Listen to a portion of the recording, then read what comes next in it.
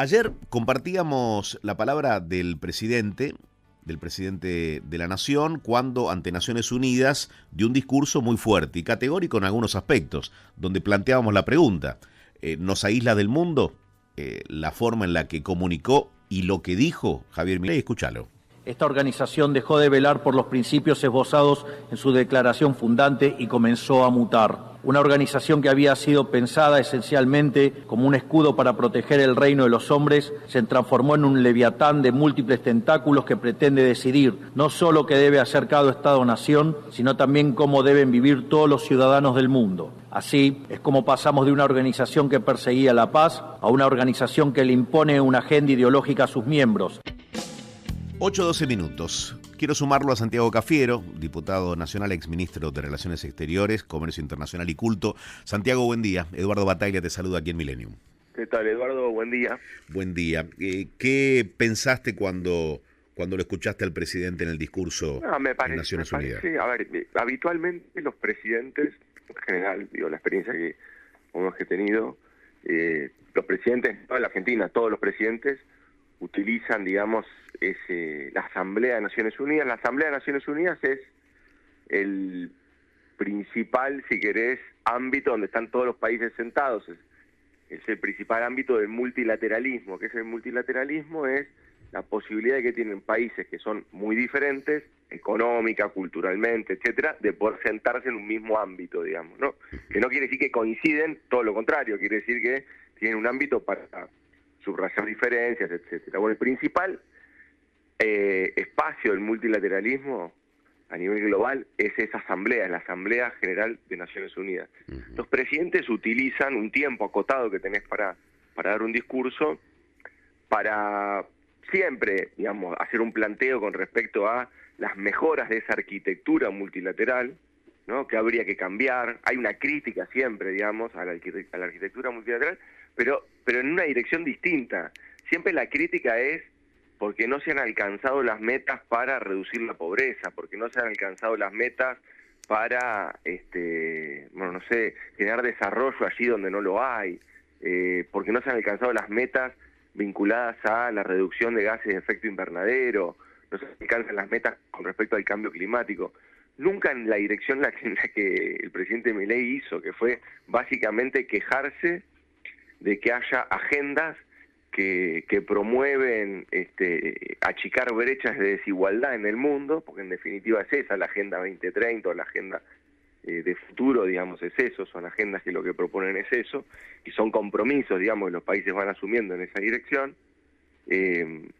para despacharse en contra de esas agendas, pero no porque sean insuficientes, sino porque considera que de ese modo se está coartando las posibilidades de que los empresarios, de que el mercado desarrolle todo su potencial, ¿no? Él cuando habla del Leviatán lo que dice es, basta de Estado, no queremos más Estado, bueno, tampoco queremos un Estado global, bueno, ese tipo de cuestiones lo único que provocan es que entonces lo que vos estás buscando es que únicamente sea el mercado el que regule las relaciones sociales y las relaciones entre los países.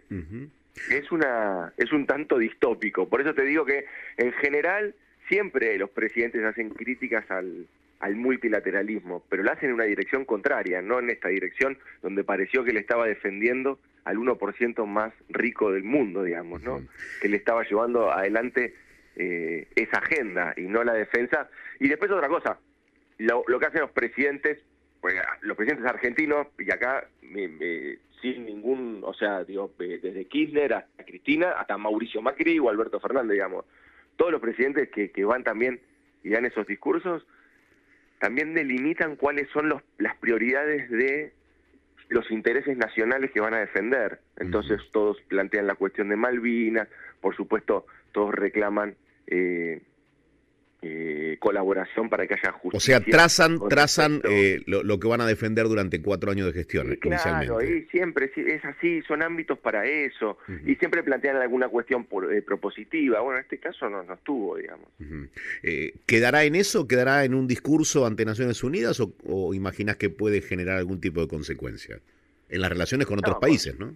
Consecuencias ya hay, porque el discurso estuvo acompañado de que la Argentina se desenganche de esas agendas. Y para que quede claro, la agenda de género, por ejemplo, es una agenda que la promueve Estados Unidos, que la promueve, no sé, Países Bajos, que la promueve España, Francia, Alemania. Quienes están en contra de esa agenda son países que no tienen nada que ver con nosotros. Y entonces es difícil entender hacia dónde vamos en materia de política exterior. Vos podés tener una suerte de, qué sé yo, dosis ideológica y querés tratar de predicar tus valores o lo que vos crees, pero siempre tiene que haber una dosis muy grande de pragmatismo en materia de política exterior, porque si no se pierden mercados, si no se pierden posibilidades. ¿Qué inversión importante en materia de energías renovables va a venir a un país que niega el cambio climático, que no tiene políticas con respecto al cambio climático? Ninguna. Y hoy esa es una agenda, esa agenda de economía verde que sigue creciendo. Mercados que se te cierran porque no tenés procesos productivos certificados para de que no dañan el medio ambiente, mercados que se te están cerrando. La Argentina, en vez de avanzar en esa dirección, la niega y queda desenganchado y en soledad, y un poco lo planteabas vos. Puede ser un aislamiento esto. Yo no sé si se utilizó muy mal siempre la palabra del aislacionismo de la Argentina. Yo creo que hoy la Argentina queda con una agenda muy anacrónica, con categorías que no son categorías del comunismo, el socialismo. Esas categorías hoy nadie las respeta, nadie está pensando en esas categorías a nivel, no definen, digamos, ordenamientos globales, ni mucho menos. La relación comercial, el principal socio comercial de Estados Unidos es China, y el principal socio comercial de China es Estados Unidos. Es decir, más allá de los rótulos, lo que te termina marcando como país es el éxito o no de tus políticas, ¿no? Sí, y vos tenés que tener una posibilidad en materia de comercio exterior. Para la Argentina es clave, porque vos tenés que tener posibilidades de mercados, y ahí tenés que ser súper pragmático. Y las posibilidades de mercados lo que hacen es, nosotros en nuestra gestión logramos el récord de exportaciones, que fueron 100.000 millones de dólares de exportación. Ahora, para que la Argentina resuelva los problemas a los que estamos acostumbrados con estas crisis recurrentes de balanzas de pago, crisis recurrentes vinculadas a la moneda, al tipo de cambio, a los mercados paralelos, etcétera. Para resolver eso, una de las formas es generar mecanismos de exportación. Si vos duplicás las exportaciones, claro que no es sencillo duplicar las exportaciones, pero si eventualmente esa fuera una meta de toda la dirigencia política, decir, bueno, a ver, ¿qué tenemos que hacer para duplicar las exportaciones? Se resuelven, al menos esos problemas de la Argentina se terminan de resolver. Porque si vos tenés, en vez de 100.000 millones de dólares, entran, mirá, te digo menos, ¿sí? 160.000 millones de dólares de exportación, resolvés la cuestión vinculada al tipo de cambio, a los dólares, a qué. La verdad es así, eso es una realidad. Santiago, recién hablabas de ser pragmático, de pragmatismo. El presidente Milei, Javier Milei, el de hoy, ¿es más pragmático de lo que se lo veía en campaña? Porque habla siempre del Estado, pero en su gestión hay gran parte de presencia del Estado.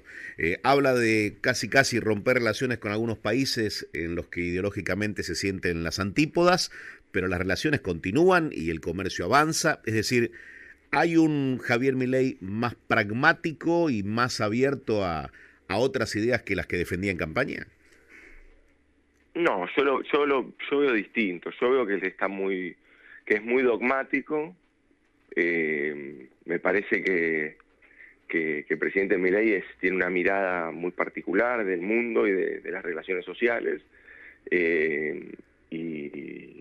te diría muy aislado en ese pensamiento. Y creo ahí que lo que efectivamente sucede es que eso ha deteriorado relaciones. Independientemente de que en materia de política exterior es muy difícil, salvo que haya una utilización de la fuerza, pero en materia de política exterior, cuando no sé, después de 200 años de relaciones diplomáticas con Colombia, nosotros estamos en una relación hoy de crisis, digamos, ¿no? Que después se pudo suavizar, pero en realidad hoy está en crisis esa relación. Bueno, la agenda que vos tenías, es una agenda donde nosotros, por ejemplo, estábamos exportando pickups de Toyota, pickups, teníamos un cupo para exportar la industria automotriz para allá. Habíamos alcanzado 1.500 millones de dólares en un mercado interesante que seguía creciendo. Y también todo el mercado vinculado a la economía del conocimiento, que es algo que se venía trabajando mucho con un nodo ahí en Medellín. Bueno, cuando vos entras en una relación de crispación y de discusión entre los presidentes, no te digo que se van las empresas, no va a pasar eso. Lo que no va a haber es nuevos planes de inversión, eso es lo que va a suceder. Y eso es lo que le está pasando a la Argentina. Las relaciones exteriores no determinan el hoy, en este caso, en términos comerciales, pero sí van a ir determinando el futuro. Eso es lo que va a pasar. Las consecuencias son más adelante. Santiago, si tuvieras que marcar un error, quizás el error más grande que haya cometido Milei en este tiempo de gobierno, y si tuvieras que reconocerle algún acierto, ¿cuáles serían? Mira, nosotros del Congreso, como vos sabés bien, expresamos otro modelo alternativo, que no es digamos, que no es el modelo de la recesión. Yo creo que sostener el programa económico a partir de la única variable que es la recesión para bajar la inflación está trayendo consecuencias muy negativas a las familias argentinas, pues están destruyendo empleo. Hoy vamos a tener el dato de la pobreza que va a haber crecido. Es decir, yo creo que Milei tenía por delante una agenda muy desafiante. Todo eso que había hiperinflación, todos esos son números ficticios, eso no es real. Y aparte, digo, me remito solamente a datos de la realidad. Durante nuestro gobierno, el Fondo Monetario Internacional proyectaba un crecimiento de 3.4 para este año, y después de la llegada de Milei lo que proyecta es 4 puntos de caída, o sea, digo, con lo cual no... y eso era el Fondo Monetario Internacional, que de peronista no tiene nada, digamos, ¿no? Con lo cual, eso es así. Yo creo que las recetas que se están aplicando son recetas que van en la dirección contraria. Nosotros tendríamos que haber trabajado, me parece que es el mayor error, haber pensado que la inflación era un problema que había que resolver profundizando una recesión y congelando la economía. Para mí eso es muy grave desde el punto de vista social, y lo estamos viendo, digamos, ¿no? El camino era otro, era más costoso, era más difícil, era con más tiempo, claramente, pero bueno, se eligió esto, y con legitimidad política, por supuesto, porque él ganó las elecciones, pero nosotros expresamos otras ideas. ¿Destacás algo de lo hecho por Milei o te cuesta encontrar algún acierto? La verdad que me cuesta bastante encontrar aciertos. Yo soy muy crítico de este gobierno porque me cuesta mucho ver cómo los jubilados siguen perdiendo poder adquisitivo, y cuando protestan o reclaman los reprimen. Me cuesta mucho eso. Realmente no puedo ser acrítico, no puedo tener un espíritu independiente para hacer una crítica. Se entiende. Ahora, desde el Congreso proponemos otro modelo, recién mencionabas. ¿Ese otro modelo fracasó en la implementación en el gobierno de Alberto Fernández? Y la verdad que tuvo externalidades que fueron absolutamente inéditas en el país. Veníamos de un endeudamiento muy grande, el mayor endeudamiento que había tenido la Argentina. Había que resolver ese default, había que no caer en default, porque los países en default tienen pocas perspectivas en materia de desarrollo humano hacia adelante. La verdad que cae la calidad de vida de los habitantes de esos países. Entonces había que resolver no caer en default después del endeudamiento que había hecho el macrismo. Cuando estábamos trabajando eso vino la pandemia. Vos ya sabés muy bien lo que ha sucedido en la pandemia, que fue algo muy, muy doloroso, muy costoso para toda la humanidad, pero también para la Argentina. Y después tuvimos la sequía más grande de la historia, digamos. Son todas cosas que sin capacidad, son externalidades que sin tener posibilidades endeudarte en esos procesos donde vos necesitas, o sea, pedir un crédito cuando vos necesitas sortear un momento crítico de esas características, bueno, todo se hace más difícil, y eso es lo que le ha pasado al gobierno anterior. Lo que ha tenido, creo yo, es aciertos en muchas materias, y por supuesto lo que no ha podido resolver es la inflación, que es un problema de la Argentina hace 100 años, naturalmente, sin bajarle el precio, porque es el problema más importante hoy, por lo menos que tiene, o uno de los problemas más importantes que tiene hoy, en cuanto a la opinión pública. Siguen planteando que la inflación es un problema muy importante, por supuesto, pero lo cierto es que inflación, digo, ha habido siempre, digamos, con lo cual me parece que esto tiene que ser un proceso donde efectivamente haya un camino que no sean ficticios, digamos, porque hoy que vos logres tener equilibrio fiscal y que ese equilibrio fiscal sea a costa de no pagar ningún servicio público, y parece más un esquema Ponzi que un programa económico, digamos. Santiago, la última, ¿te has hablado con Alberto Fernández últimamente o desde que abandonó el gobierno? Sí, habla. Sí, habla. ¿Cómo está él? ¿Cómo está él? Sí, muy mal, muy dolido, por supuesto, por la situación personal que está teniendo, con la denuncia de su expareja, y bueno. ¿Te sorprende lo ocurrido? Viste que cuando uno, a una persona cercana o a algún amigo, te enterás de alguna historia, en este caso hay una investigación en curso y es su expareja quien lo denuncia por violencia de género, uno dice, la verdad lo desconozco, nunca creí que podía actuar de esa manera o que podía decir lo que se le escuchó en algunos audios y demás. ¿Te ha sorprendido? ¿Se lo has planteado? ¿Qué te genera todo lo que se ha escuchado? La denuncia, sí, por supuesto. No, tampoco tenía conocimiento yo de que estaban separados, pero Alberto siempre fue muy reservado con su vida privada, pero la verdad es que sí, es una situación muy dolorosa y bueno, que espero que se pueda aclarar en la justicia. La verdad es que hoy todo eso está ya con un trámite judicial y se tendrá que demostrar se tendrá que demostrar todo lo que se ha dicho en tribunales. Bien.